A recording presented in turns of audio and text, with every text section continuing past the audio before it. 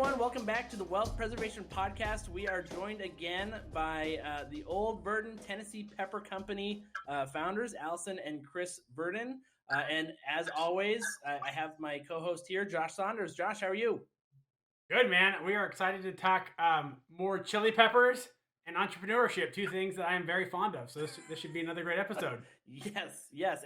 And for anyone who's like, well, I don't know if I want to start my own chili pepper company, it's also going to be about developing your concept into a business and everything from testing out products to just those unknowns of like, hey, here's actually getting your idea to the market. So plenty to dive into.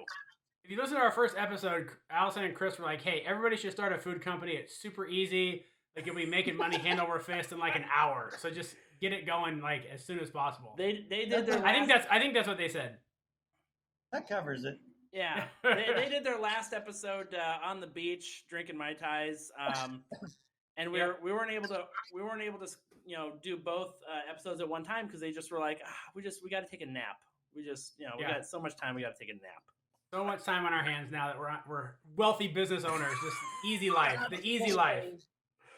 Well, great. So Chris and Allyson, welcome. Thanks for being on. Good to be back. Awesome. Good. So real quick, can you give everyone just a quick, for anyone who hasn't listened to the first episode, can you give everyone a quick, maybe 1 or 2 minute description of just the Olde Virden's Tennessee Pepper Company and when you were founded? We were technically founded in 2013 as far as the concept, and launched part-time in 2014. We are a company that specializes in dehydrated chili pepper blends. And one of our big points is we work with a local farmer who grows our peppers, which enables us to process them within 24 hours of being picked. So it makes for a really fresh product, and I would dare to say one of the freshest products on the market. Well, and just so everybody knows, I have my order is on its way in from Amazon of 3 different jars of Olde Virden's pepper. So my boys are excited. We're gonna have to order some cheese pizza and go for it. We'll have to do like a quick video of like actually testing and reviewing the product. That'd be fun to do. Yeah, on the YouTube channel. Yes, sure. Awesome. Yeah. So real quick, I thought just before we started recording, everybody didn't get to hear this, but in true entrepreneurial spirit. Chris and Allyson, if you could tell everybody what you were doing this weekend, because we know you weren't sitting on the beach drinking Mai Tais, you were working. So what did this weekend entail? Saturdays always entail the farmers market. Knoxville is lucky to have one of the best farmers markets in the nation. Wow.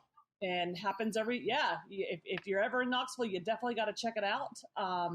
It's got over 100 vendors, produce coming from all around. So it's a great, between produce and local food vendors and local artists. It's a great time and a great way to explore downtown Knoxville. Yeah, and it's right in the heart of the city too. So you really get a feel for what Knoxville's like and what the people are like. It shows off Knoxville really well. Yeah. So I just kind of want to go into that part of it a little bit. So how important was that, like, direct-to-consumer marketing for building your brand? I mean, obviously, you guys do that every Saturday, so it's obviously not a waste of time. So how important has that been? Well, first of all, we still do the farmers market after 7 years because we love being a part of it. It's a great sense of community. It's a great way to interact with the community and meet a lot more people. But in starting out, it was really important because it gave us great feedback. People, we could always depend on customers buying it and coming back the next week and telling us what they thought about the products. Anytime that we're introducing new items to the mix, it's a great way to get feedback from customers and just do market research. Okay. It's hard to just rely on your friends as far as, hey, what do you think of this? Oh, it's the greatest. And then they're driving home like, oh my God. So it's really important to reach out and talk to people who would tell you, yeah, it's really not for me or whatever. Yeah. Well, you should be able to get honest feedback from siblings. I mean, they're usually the friends that'll be brutal, right? I mean, I had a brother who had company where he made pasties, and I told him, I was like, hey, these are good, and I would find any reason to tell you they're not. I mean, so family, they usually can jab you a little bit, or at least siblings. Well, we know it's good when I have people calling me telling me that my brother sent them, because it's such a great product. So whether or not he would lie to me, but at least I know that he's been sending customers my way. So that's proof. Oh, perfect. Yeah, he's like, well, this is actually easier than supporting you financially. I'll just have other people buy your stuff. So, right. Oh, he expects to be given the bottles. So. Oh, okay. That's typical brother. Yeah, you get the honest feedback, but you also get the freeloading. So you take the good with the bad. So. Yeah, so I mean, kind of tailing on that, going to the farmers market, kind of what was that, the process like of developing crushed red pepper recipe? I mean, what was kind of the inspiration and what were you guys shooting for, and how long did it take you to do that? First we tried all the peppers individually to kind of see where they were at. And then from there we had like 5 or 6 different blends. Some were too hot. Some had too many peppers. And then we kind of settled on one that was, I wouldn't say middle of the road because I think it's better than that. But, the peppers were all pretty available. You kind of had to look like, well, where am I going to be able to get these? And if, I can't get them from this spot, where else can I get them? So, a lot of people are like, oh, I really love this, one real obscure pepper. And, it really kind of limits your ability to grow. So, and I wouldn't say I went in with that, but, it just kind of worked out that way that we were, found something that's, we could make money on, and, it was pretty easy to manufacture and cure the peppers. So, yeah. Out of curiosity, we've added blends, and we've done test gardens. And one of the biggest things that we had to do, because, we do test gardens so that our farmer, so we can give the seeds to our farmer once we decide on the peppers. And the biggest part is, will it grow here in this region? And so, for adding new blends, that's a huge factor. How sturdy are the peppers? How hardy are they? Will they stand up to rain, lots of sun, depending on the summer? So there's a lot of things that go into play, and then flavor. Yeah, and size is a big thing. Like, I have all these people ask me. There's this pepper that grows in Florida. The name's escaping me, but I mean it's teeny. It's like the size of your small fingernail, and I mean it's a great chili pepper. But if I brought it to my farmer and said, "Hey, I want 100 bushels of this," I mean he'd run me over with his tractor. So, just have to kind of think like, how are you going to make it and use it? Right. And I mean, that's the advantage sauce has is, a little pepper and some vinegar goes a long way. But, drying peppers, it takes about a pound of peppers to make, an ounce of pepper flakes. So it's, I had no idea. It's tedious. Yeah. It's a lot of peppers. Yeah. Man, I'd imagine after a day of testing nothing but dried peppers, the various types of dried peppers, you probably got to the end of the day and you're like, well, the good news is I don't care what we have for dinner because I can't taste a thing. So my tongue is officially fried. Yeah. People all the time are like, hey, you want some hot sauce? I'm like, yeah, I'm pretty good. Yeah.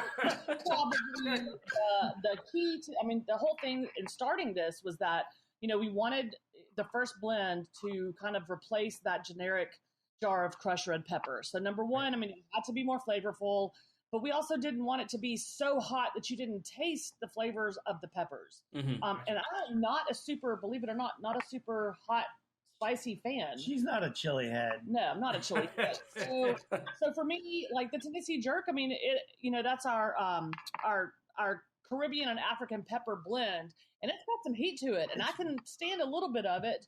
I like it. It's a great flavor. But the key for us is to always make sure that our blends are not so hot that you can't taste your food. We're not trying to hurt anybody. Right. We're all about Yeah. So, Yeah, I will say the Tennessee jerk. I mean, that's really hot.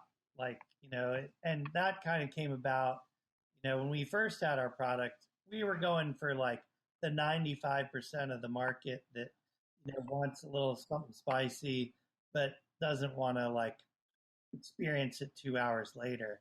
So we'd have all these people come by and they're like, well, this just isn't hot. And I'm like, yeah, it's pretty hot. So finally I was like, you know what? I'm going to make something that's really hot. Yeah. And so now people buy it and they think it's like the old stuff and sprinkle it on as liberally. And I'll see them next week. They're like, man, that's really good. It's really hot. Ask and you shall receive. Yeah. Never what you wish for. Yeah. So, I mean, when you guys were kind of shooting for that 95% of the market, like, what was that process to kind of, were you guys just field testing at the farmer's market and other places, or kind of what was that process like? Oh, we'd carry around little baggies with us in my purse. So we'd go out to eat pizza with our friends, and I'd pull out like 6 little baggies full of dried pepper flake blends and get everybody's feedback. And then we kind of got we've got a system down when we're coming out with new blends where we label them. We send out a form that kind of asks about flavor, smell, heat level, all that kind of stuff. So we've gotten a little more scientific as we've grown. Yeah, we're fancy now. Before it was just call and be like, hey, did you try that? Really? Did you?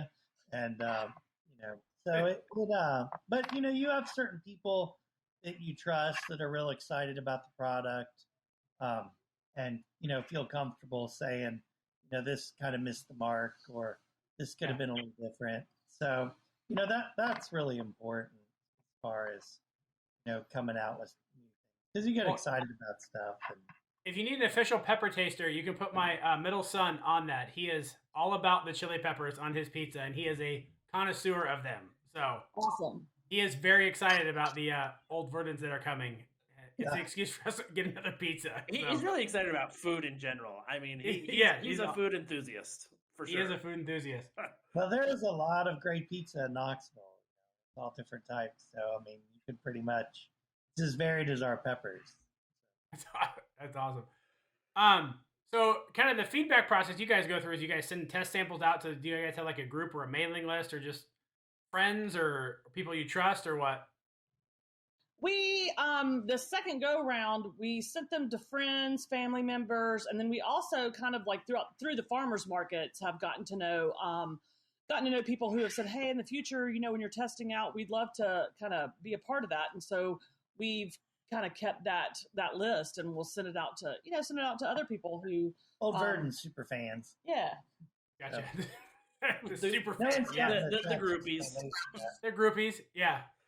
Yeah. Well, people that are always hanging out at the spice table at the farmer's market. There is definitely a component of that. The cult following. I love it. Well, and so as you're developing the recipe too, so we'll kind of jump to the part where you guys have like the definitive, like, okay, we know what people like, we know what's gonna sell. Did you guys run into anything early on where you're like, hey, we know we have our super fans, but there's either not enough sales, was there any particular licensing or just some hurdle where you're just like, shoot, we have something really awesome, we're just having a difficult time taking that next step into making it a business or increasing our sales? Sure, lack of capital. Gotcha. Yeah, that was the biggest thing. That was the biggest thing, and coming into the market with a brand that no one knows, and trying to figure out how to grow that brand, and you want to be a national brand. So how do you do that? Well, advertising and marketing is key, but when you don't have the funds to do that, what do you do? I can say I can definitely say that if we didn't live in a day and age where there was social media and being able to market through social media for free, that we wouldn't be here. That was key in growing, at least starting growing our business locally. And then, and there's some other, the websites there's online distributing websites now where you get we've gotten retail, new accounts through these websites, and so, having internet, I mean, it's been a huge part, but lack of capital for a small business, it makes it really hard. Yeah. I mean, it takes a lot of money, and especially for us, like, peppers don't grow year round. So, we've got to be able to store enough peppers to get us through the winter. Well, you just don't know how busy you're going to be or how much you're going to grow. So, you think you've got enough peppers to get you there. And, come spring and you're looking at your supply and it's like, man, I hope this, big order just waits like another month. So, right. peppers. Yeah. I don't know if I told this story last time, but so I'll repeat it. But we had a guy that we were talking to in 2017 who was a broker. He is now our business partner. But in talking to him, he had a long history of dealing with CPG, consumer packaged good products and getting them to the market. And he said, it's very common these days for a product coming on new that you should have $1 million to start with. And that is slotting fees, buying your way into the stores, basically advertising, branding, marketing, food shows, all of that stuff. And Chris and I just looked at each other because we started with $10,000. Yeah. So we have literally bootstrapped our way through this. And also, one thing that I've learned is it's made us scrappy and it's made us figure out ways to do things and not waste money.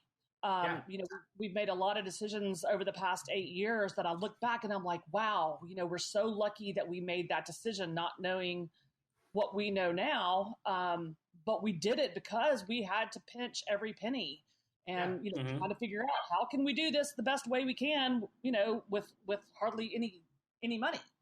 Yeah. Which is, it's funny, that kind of ties into an episode that we recently did where we talked to someone who, he had self-funded a couple startups, and he talked about the disadvantages of going out and getting investors. And one of them was, he's like, well, when you go out and get investors, now you just have a whole bunch of capital and you just feel like you have to do a bunch of stuff. And so you end up spending it and you might spend it poorly. Right. Whereas self-funded, you do, develop that scrappy, like, hey, I have 1% of the advised nest egg. Right. Like, right. So margin for error. Advertising, it's like, where's my dollar spent the best? I mean, what's, advertising, where am I going to get my best ROI? I mean, it's, so. I mean, you so real quick, I want to kind of go back to the social media and the marketing part. So, that's probably a whole episode's worth right there. But how have you guys used social media and how did you develop that strategy and how has it shifted? Jumped in head first. Yeah. Not knowing anything. Well, I did kind of know because of our previous job. We ran a hike-in lodge that was, it's very popular and very well known. And we started a blog for that company. So I really watched the power of social media and how the internet helped to change that business and get a further reach as far as its customer base. So I kind of knew, that was the game we were going to have to play. And I had a little bit of knowledge, but like Instagram, I'm still struggling with that. It's changing every day and figuring out how to reach your audience. It's constantly changing. And we don't have the funds still to like hire somebody to do our social media. So it's just one of those, I took some courses. Luckily, here in Knoxville, we've got the University of Tennessee. I took some courses on social media marketing to try to improve my skills. So it's just taking time and trial and error. Yeah. And then we've been real fortunate too. Like, we've had a lot of like news stations and stuff do segments on us. And that helped quite a bit. I think we've been on 3 or 4 different TV shows. And then we had a local radio personality did a show on us. And so, you just kind of look for those opportunities and, you'll find people who are like willing to help you out. That's kind of the nice thing about East Tennessee. It seems like, if people want other people here to succeed with their business and really, kind of lend a helping hand. At least that's been our experience. Sure. Yeah. Yeah, that's awesome. Yeah. So, I mean, kind of, so you're doing all of this, right? And you're trying to figure out the social media world. And did you guys, which were you guys very strategic about your social media posts, or do you guys just try and just put up as much content as possible? Because creating content is hard. Mark and I know firsthand. And time consuming, but are you just like, hey, we're just going to go 100 miles an hour and create content, or are you trying to be really strategic in how you do it? Well, at first I was just creating whatever I could put out there. Yeah. And then I decided, if we're going to be a national brand, a lot of the content that I was pushing was localized. Okay. And so then I kind of changed to where, okay, maybe we need to make it more of a national type national content, not necessarily focused on our community. Yeah. And then I've kind of gone back to where it's a mix, and it's like, that community is what has helped us to make our product what it is. And we always want people to know where we are from and, how great our community is, and that we're a huge part of it, and we really want to support it. So now I kind of mix it all up, and I found that actually gets a lot better results. Yeah. People want to hear that. Mm-hmm. Yeah. I really do think people like to know the origin of kind of stuff and who's really making it, even if it's not from your community, but it kind of gives you that personal connection towards stuff, and people really like buying things that has the story behind it. Right. And we're really in that era right now. I mean, it's all about the storytelling, and you look at a lot of the small brands that are coming up, they're all sharing their story. For us, we think, the origins of our product and how it came about is a pretty cool story. So, absolutely. We like sharing it, which also helps us as far as kind of, like he said, local radio stations and TV outlets and newspaper, articles. I think we were an Outside magazine at one point due to the origin.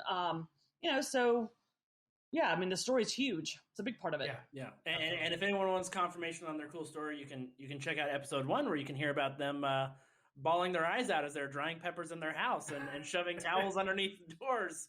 And apparently Chris wants to go try getting maced, because he says it's not going to impact him. Uh-huh. Yeah, I think they called it the dark decade where they didn't have any friends for like 4 or 5 years while they were drying peppers at their house. Absolutely. Oh, man. Yeah. I think that part of it is kind of cool, going back to the story of, every entrepreneur has that story of like, hey, I started in our basement, or we started in our garage, or we started with nothing. And, and we made it work. And I think people can relate to that because it makes it almost relatable to everybody else that you can do this, right? It's not like we didn't just get lucky, right? We just kind of had hard work and kept banging on the door until it kind of finally broke, right? Yeah, absolutely. Yeah. And there were so many times that I heard other stories like this that kept us going. Times when I wanted to, like, what are we doing? It's time to stop. And, I would hear those stories and it was like, okay, we're not the only ones. We're going to be all right. We're moving in the right direction. So, yeah. You're telling me that 8-year-old Chris and Allyson were not like, when I grow up, I'm going to be a pepper mogul. We're going to make crushed red peppers and it's going to be amazing. That's what 8-year-old you guys said. Yeah, there was none of that. None of that. At one point I wanted to be an air traffic controller because I heard they got a lot of time off.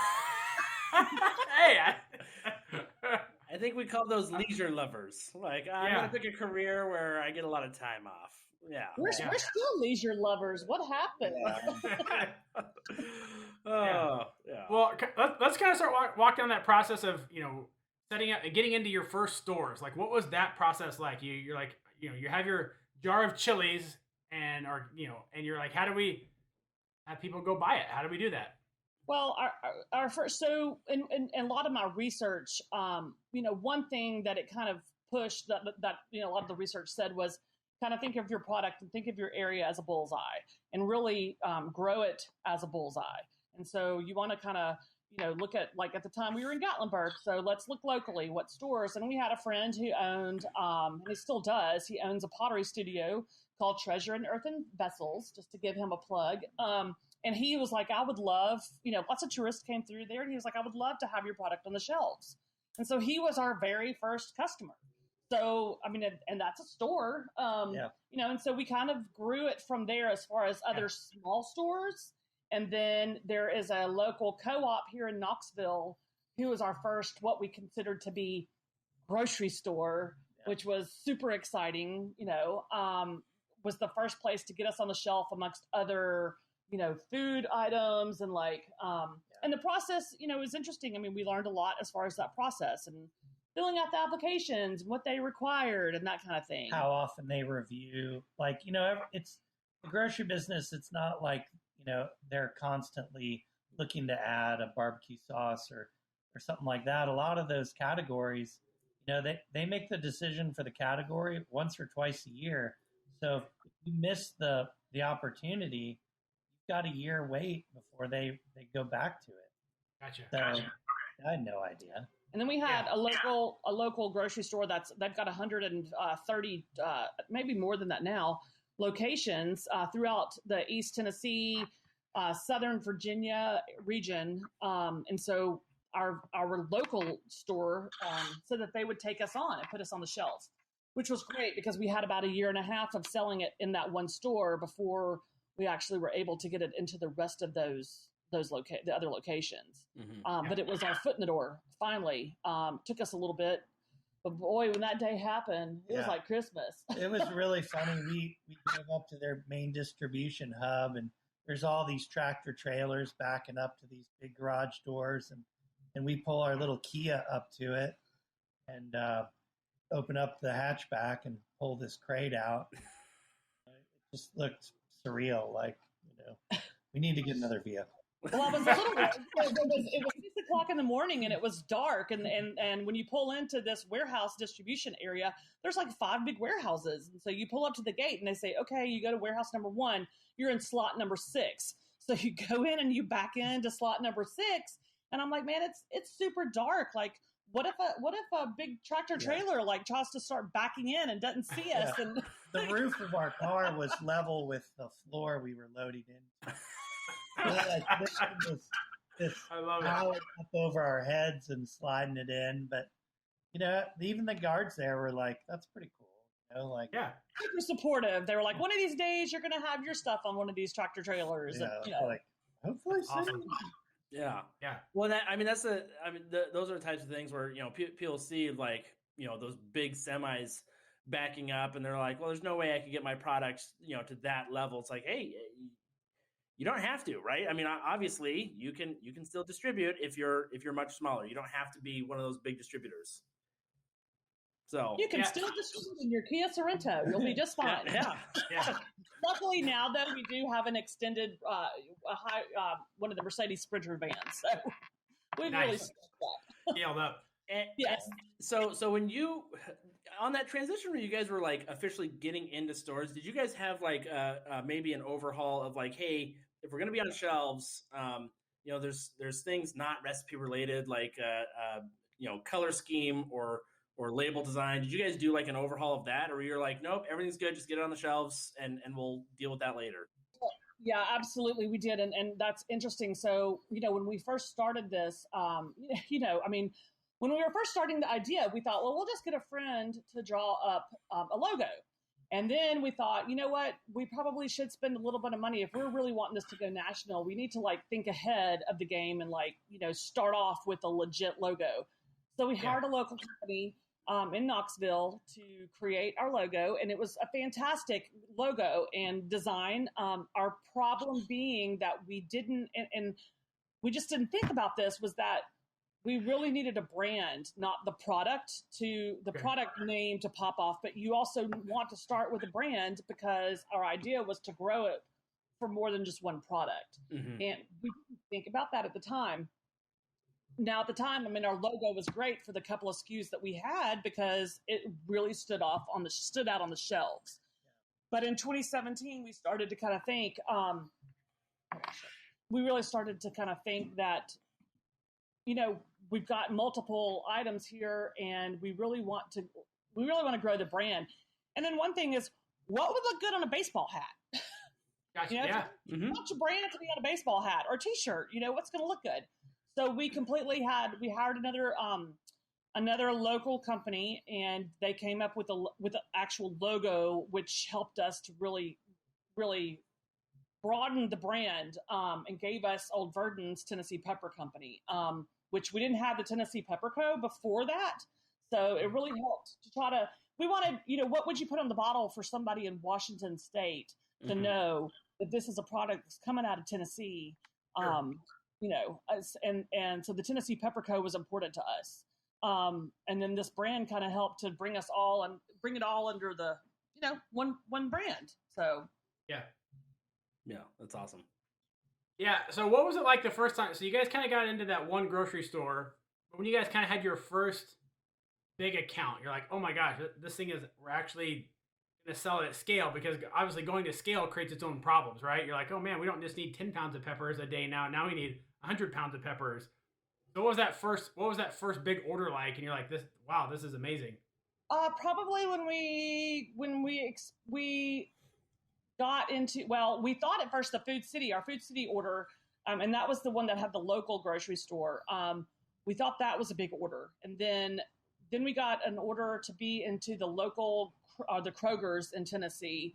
And that was an even bigger order. And so each time, it was like, oh my gosh, we're going to have to start like 2 weeks ahead of time to get this all together. And now it's like, we can do this within a day, not a problem.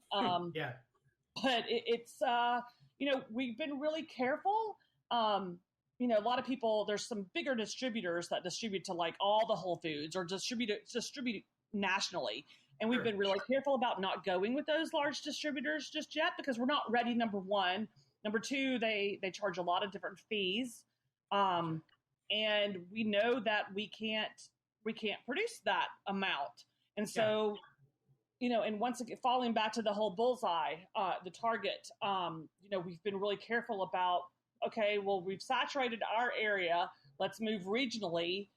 Let's move regionally plus Florida. Let's, with a few independent retailers throughout the United States, but the bigger stores, we've kind of stuck in our region for right now. Yeah, we don't want to, ever have an opportunity where someone who took us on early on, and then we weren't able to take care of, the people who were with us at the beginning. So you don't want to like outgrow the people who got you where you are. So you just have to kind of, keep that in mind and be patient and, Yeah, so I'm sitting here thinking about your guys' brand and what you guys are developing. You guys are more than just we're the people that you put crushed red peppers on top of pizza. You kind of want to be like the go-to brand for all things peppers, right? I mean, for high quality. This is across the whole food spectrum, right? Am I or am I oversimplifying that? I mean, you think about every pizza restaurant in the country, and there's that generic jar of peppers. Yeah. Every time I go in one and see it, I'm like, oh, I'm going to knock you off this table. I love it. The enemy. But even not for like crushed red peppers, it's like, I mean, it's almost, remember how maybe like 20 years ago or 30 years ago, Tabasco was like synonymous with like chili peppers or with like hot sauce, right? It was like, you didn't ask for like, do you have any hot sauce? You asked, hey, do you have any Tabasco, right? But it's almost, you're trying to build that kind of brand where it's, you're going to put peppers on something, you want to ask for the Olde Virdens, right? Does that make sense? Absolutely. Yeah. We want to be like, McCormick's is this huge spice umbrella. We would like to be the McCormick's of peppers. Gotcha. Yeah. Well, it's funny too how your brain kind of has to switch, strategies, right? Because you're not just producing it for one item. Here's like a single-use product. Like, hey, we just go put these on pizza. It's like, hey, if you want great peppers and want to make your foods taste amazing, you need to think Olde Virden's peppers and spices almost, right? Does that kind of make sense? Absolutely. Yeah. And it's just really cool. It's just interesting to see how brands have to transform. They think they're doing one thing, and they're actually in a different market than they thought they originally were. Does that make sense? Sure. We started out with our blend. None of our pepper blends has salt in them. Okay. So, and we didn't even think about the fact that, well, we're going to hit a whole audience here who's low sodium diets, and they want hot sauces. Well, there's not a whole lot of hot sauces out there that doesn't have salt in it. So a lot of people get really excited because they're like, oh my gosh, I can have heat and flavor, and there's no salt, and this is great. I can spice up my food and not have to worry about sodium. I mean, you wouldn't believe the number of people who are on a restrictive diet for health reasons who, just had to give up hot sauce basically and find our product and are like, man, it has really made a huge difference in my life. And I mean, that's just such an added bonus. It's like, sure. we're in an age where everybody's label readers, which is a great thing. And you pick up spice rubs, and it's like, good grief, like how many different ingredients are in here? And you've got sugar, and you've got sodium, and all this kind of stuff. So people who are doing all these like Whole30 and paleo and all that kind of stuff, our product has been perfect for them. Yeah. Awesome. And you're capturing not just really, you're capturing the people who are on that restrictive diet and obey the restrictive diet. There's still all those people who were put on that restrictive diet who are just like, what? And now you're like, hey, now you don't have to cheat. Like, good news. Aspirational. And I mean, the interesting thing about your guys' scaling too, because did you guys have? Were you guys tempted to just kind of go with one of those bigger distributors, or did you guys make a definitive claim of like, hey, we are growing a little bit slower, but we think it's going to pay out in the long run? We've been really lucky that some things that have happened to us along the way, some hiccups here and there, actually turned out to benefit us, and basically things that could have caused us to go under. Didn't fall through the way that we thought that they were going to, and ended up saving our company. So we're very careful as far as who or what, how we grow. In one instance is there is a large company out west, kind of like Whole Foods, who we would have loved to have been on their shelves. They've got, I think, over 240 stores, and they require a free case just to get on the shelf, a free case of each SKU that you have. And we had 4 at the time. They would want a free case of each. So 4 cases for free per store. So 240 stores just to get you on the shelves. So there's that pay to play kind of mentality. Then a lot of the distributors require that as well. For small companies like us, we can't do that. I mean, there's no way we can do that. Yeah. And so, it kind of made us think that, that we've got to figure out other ways to grow. And luckily for us, we're in an era where people are all about local. So, all the stores in Tennessee have local Tennessee product shelves. Well, we don't have to pay anything to be on those shelves. And once you've proven your sales, then they'll pull you into the regular mix. So there's ways to get in there without having to pay all that money that a lot of the bigger brands can pay.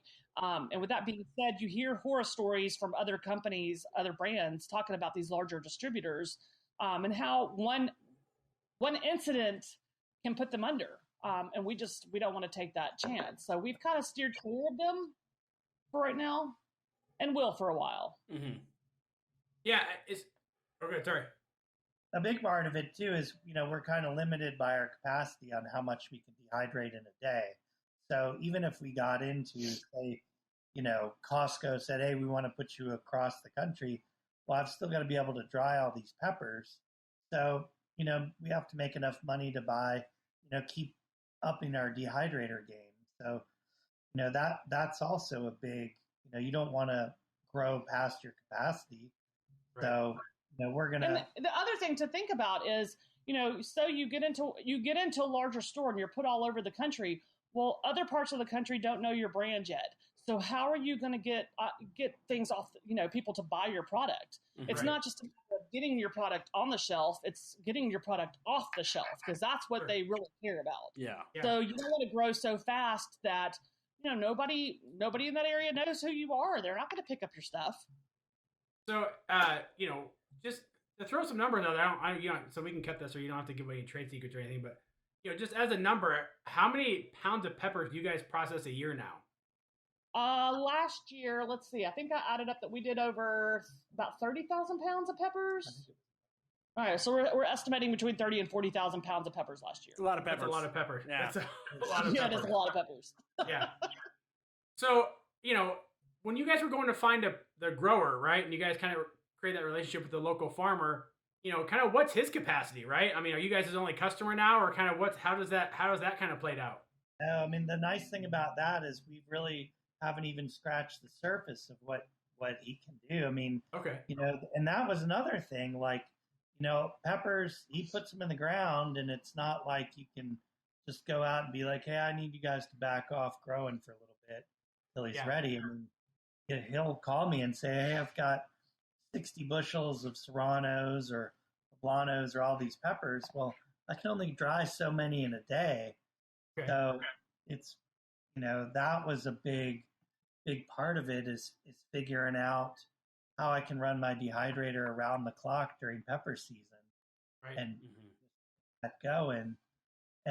But he also sells to a big distributor in Atlanta, and then other people show up at his farm and stuff. But he knows that my business is growing, and I've always kept my word with him. I've paid for what I asked, and always been real appreciative. So you develop that relationship of he's not expecting this thing to take off overnight. So it's been that working relationship of I tell him, look, this is what I think I'm gonna need next year, and then if it goes above that, it's just a bonus. And so he'll try and figure out how many plants and all that. But it's pretty stressful. Like, it's kind of like gambling. Do I think I'm going to grow? And then suddenly, you get another grocery store who wants more, and it's like, man, I wish I had more peppers, or, so you just have to kind of roll with it and not stress too much about it. But yeah. That's part of it. Yeah.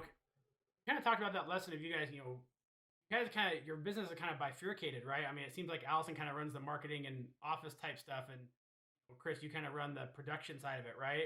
I mean, did you ever think about that as you were kind of starting the business, that you're like, oh, hey, I'll be the marketing person, and you'll be the, you'll be the production person, because Chris, you had a creative arts background, right? Yeah. Well, I knew from the get-go I wasn't going to be telling Allyson what to do. So. He has a creative arts background of drawing nudes. Yeah. Not on the internet, and as far as Facebook and Instagram, he does well to do his own personal page. Yeah, that's last time. I'm like, God. Okay, well, I take that back about the arts thing. I don't know if that would be a good brand building. I mean, maybe I'd get peppers off the shelf more. I don't know. Maybe you'd sell more. On that pepper label. Yeah. You're like, these are hot peppers. Yeah. Yeah. I mean, do you need to spice up your sex life? I mean, you could go through a lot of those. Well, we always tell people here, you better wash your hands before and after you go to the bathroom. Oh, that's awesome.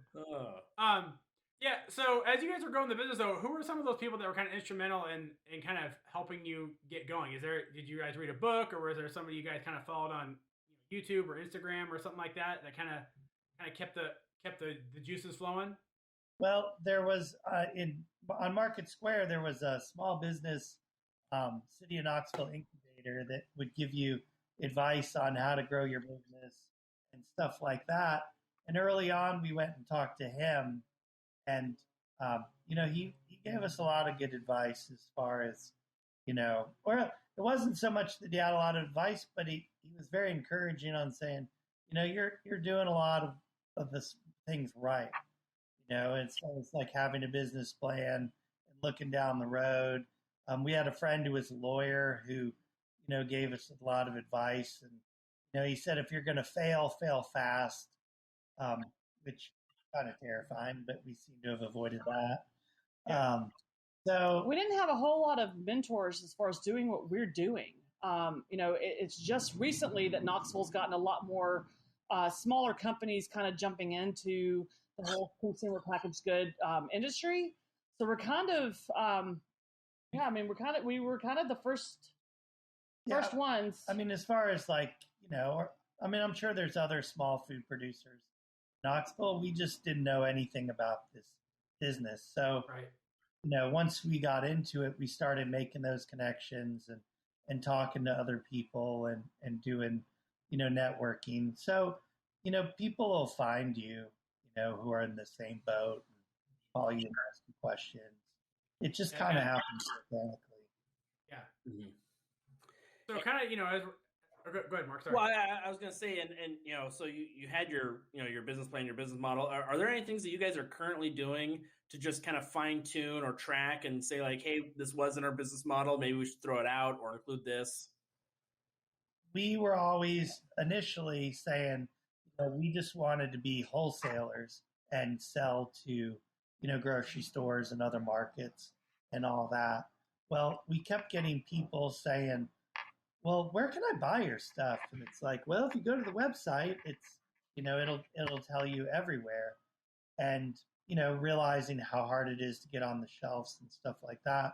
Well, this year we finally opened up a brick and mortar location where we sell, our peppers is kind of the main focus. But we also, trying to give back, we sell other small specialty brands from around the country who are kind of in the same boat we were. And promoting those stories and brands that aren't represented here in Knoxville, and brands that we've come across in our day-to-day business that we just think are really cool, and and people. We wanted to create a space for foodies who like to check out new stuff and where the food trends are going, and just enjoy experimenting, being adventurous, trying different flavors and different products. So, so a month and a half ago, we opened up we say the first artisanal food market. It's Olde Virden's artisanal food market. So that is awesome. I am definitely going to need to run by there. Like, where is that at? Yeah. Where's that at? The address? So we're about a block from where the new stadium in the old city is going to be. We are in the warehouse district at 204 Randolph Street. Great. There we go. Boom. Josh, maybe that should be just where we have our next business meeting. I don't know. It's a very location. Yeah. We like to say, if you know, you know. I mean, it's kind of one of those, it's a destination for sure for right now. We're looking towards the future and what's going to be happening in that area. Okay. Yeah, kind of what is next? I mean, is there a market segment or segments you guys are going to go after? I mean, you guys have started the obviously the artisanal food market, and honestly, when we first started this, I mean, we have tried our pepper blends on so many things. From I make a fudge with it at Christmas time that's fantastic. We put it on sweet potato chips. There's so many different ways that we've used it that we could definitely see food products. You go to the grocery store and you've got potato chips with different flavors on them. Sure. Well, there be an Olde Virden's, red hot sweet potato chip or popcorn or, any of it. So we definitely see down the road there being products, using for people who like spicy but want flavor. And, on the potato chip market, you see Tabasco Lays and Sriracha Ruffles. Well, when you take a liquid hot sauce and dry it to make it on a chip, you really lose what was great about the hot sauce and end up with a pretty marginal potato chip. But because they're so dry already, you put it on a potato chip with a little salt. I mean, it's awesome. Yeah. So down the road, if there was a Olde Virden, potato chip division, I mean, I'd be thrilled. I'd probably be about 50 pounds heavier. I would too. Yeah, Chris. I would also be thrilled. I love potato chips. I'm always thrilled when potato chips are involved. Yes. Yeah. So it's that kind of thing. We looked into making our own beef jerky, and that again was a real cost thing. I think the initial beef was like $50,000 to get our first run of beef jerky from a co-packer. So it's those kind of things where you just have to say, hey, you know what? Just focus on your initial product right now, and it doesn't mean down the road you can't branch out into other things. You just have to get the plane off the ground. Mm-hmm. Awesome. Yeah. So I guess if you were to go back in how you guys have done things. You said there was a lot of things that happened that you're like, oh, that actually turned out to be positive. Was there anything that you feel like you could have done or things that you do differently now to maybe get into stores faster, or would it be opening your own brick and mortar faster? I mean, what do you think would have been better had you gone back and redone this?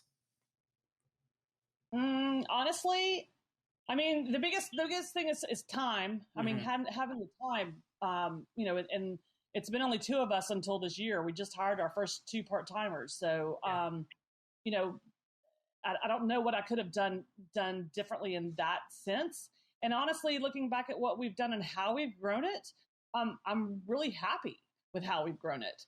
We're really increasing sales, and we see that through the numbers coming from the different locations. I think that not knowing this industry when we first got into it, we've done a lot of things right. Mm-hmm. Yeah. Some of it accidentally, it was just kind of, well, your gut says to do it this way, and it just kind of worked out. But, and I will say, like, the nice thing about the way we've done it is the people that we work with have all been really happy. Like, our sales are good. The product, we tell them this product's going to sell, and it does. And so that, people cut you a lot of slack if you do what you say you're going to do. So it's worked out. It's worked out really good. I mean, obviously, maybe we could have applied to 2 grocery store chains at the same time. And, maybe you only get 1. But it's that kind of, patient, persistent, just keep at it kind of thing. I mean, I think maybe the only thing I could say is that I wish that we'd had more capital, but I mean, it is what it is. Yeah, can't control that part really. I mean, that's which I mean, I guess jumping off, our original question list too. You mentioned that this year you hired 2 part-time employees. What was that kind of like as far as like, hey, we've got to hire someone, but there's, do we need an employee handbook? Do we need a manual? Like, what was the hiring process like? So because they're 2 part-timers, they're contract workers to start. Our bookkeeper advised us that was the best way to go for right now. And so we do have, the only thing that we made them sign, we do have an NDA that we make everyone sign. And we now have a social media policy, just kind of stating that we, want control of what's out there as far as our brand. Then a lot of safety talk. I'm like, don't touch your eye. Right. Other than that, though, we're kind of learning as we go. Yeah. So. Yeah. Well, it's so funny that, when you grow a business, it always develops other problems you didn't even really know existed until you hit them, right? There's some of those things you're like, I wish I would have known this. You're like, well, there was really no way to know that because we didn't know that was going to be a problem because we didn't even know it existed yet. Right. Yeah. Now, I will say I fantasize when people talk about, I had to go to HR. I'm like, oh, man, I can't wait till I have an HR department. Chris is going to live there. Yeah. Yeah. Yeah. Yeah, you report each other to HR currently, and that doesn't really go very far. Yeah. Yeah. Now, there will be a lot of discussions like, who died and made you HR today? So what advice would you kind of give someone that's kind of wants to get into the, packaged food industry or, and develop that? What would, besides just not doing it? Well, the biggest advice I would say is get a lot of feedback before you start, and definitely not from just your friends and family. Like, you're going to get the least reliable results from people who love you. And that's the way it should be. Like, you don't want to hear your mom say, man, that really sucks. She might think, but, strangers are going to tell you, that they like it or they don't like it. And that feedback, you can't put a price on. And don't take it personally. Like, if someone says they don't like your product, they're not saying they don't like you. Maybe they just don't like peppers or barbecue sauce or whatever. And get your numbers down. I always tell people, have your numbers in order. Like, get your cost of goods figured out. Get your wholesale pricing figured out. Find out, what the average margin is for a grocery store. Have those numbers like figured out before you jump in, because that's a main part of the game. Mm-hmm. And where you want to go, like we've got a friend who's a coffee roaster, and he just has his little coffee roasting business, and he's super happy with it. Like, he doesn't want to be in every grocery store. And so if you kind of know where you want to be, it's easier to get there than to just constantly be cranking something out and not know what your end is. So at least you're making progress when you know where you're going, and realize that it's a lot of work and a lot of weekends and nights and stress, but it's at the end of the day it's really rewarding. Yeah. No, it's just Mai Tais on the beach for a business owner. It's just relaxing and money, fistfuls of money everywhere. It's easy. Yeah. I've been to every state, and Hawaii was the last one to visit. And I told Allyson, if I had come here first, I wouldn't have bothered with the other 48. Yeah, you're like, man, this makes South Dakota seem like a wasted trip. Yeah. No, that's our goal. Like, they were like, why are you working so much? It's like, because I'd like to retire to Hawaii. So you gotta have a dream. Yeah, absolutely. There are worse places to retire. Yeah. So before we dive into the speed round here, what is one other fundamental? I mean, you guys kind of talked about you outsource some of the accounting first, but what was a fundamental that you think an entrepreneur, a newbie business owner needs to have to kind of probably make it work, or you wish you had known?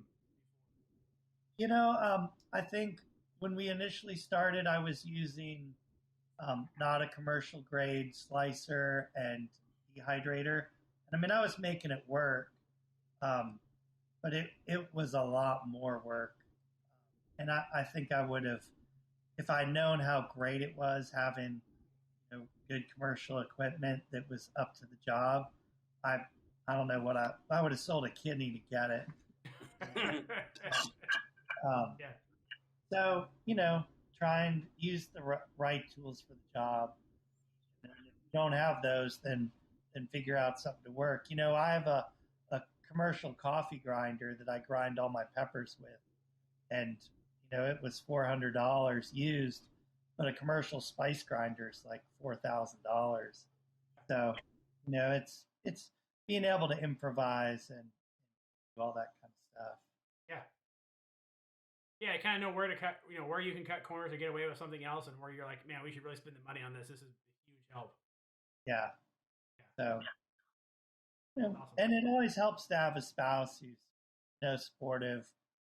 If your wife's not on board, then you probably shouldn't open a food business. All I hear is everybody should open a food business, and it's super easy. Yeah. That's all I hear. You should have either a supportive wife or a supportive spouse or a really good divorce attorney. Either one of those will work. Yeah. Awesome. Well, hey, let's jump into the speed round, Josh. It's been an awesome episode, and I can't wait to get these last few questions through. Awesome. So, first speed round question. If you guys were on the show Shark Tank and you got an offer from all of the sharks, which shark do you think you're going with and why? Probably Barbara Corcoran. Yeah, she waited tables early in her life. So there you go. Kindred spirit. Yeah, she's a kindred spirit. Well, yeah. Barbara, if you're listening, free lead into the, we've gotten in with the Olde Virden, Tennessee Pepper Co. So yes. We'll come to you. I love it. All right. So number 2. So do you have any new releases coming out? And if you are, can Mark and I be a guinea pig for any of the flavors on the test board? No new releases coming out. We just came out with a dehydrated hot honey. Ooh. So nice. yeah, you see all these regular hot honeys. Well, our dehydrated hot honey is all the flavor without the mess. Popcorn. Forget. Yeah. Huh. That's really cool. Yeah. I love it. Perfect. All right, non-business related. So if you got to pick one chef to endorse Olde Virden's, who do you think is going to be promoting you guys? Sean Brock. Sean Brock would be a good one, but Chris Lilly, he runs Big Bob Gibson's Barbecue in Decatur, Alabama, and he is a barbecue smoking god. He's more of a grill master than a chef, but Okay. Well. Yeah. That counts. In my book, that totally counts. Yeah. exactly. Yeah. But in Chris's book, he's more of a god than a man. So Yeah. that's who he wants to endorse his product. Yeah, if he called and said, "Hey, you want to quit peppers and learn how to smoke a pig?" I'd be like, "See you, Allyson."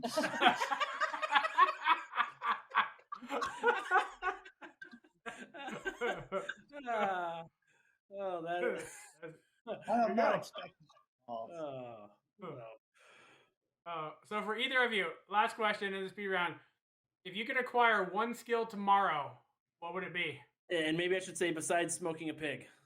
Yeah, besides smoking a pig, yeah. I would probably like to be more persuasive as far as, being able to talk people into picking up my product. Okay. I like it. How about you, Allyson?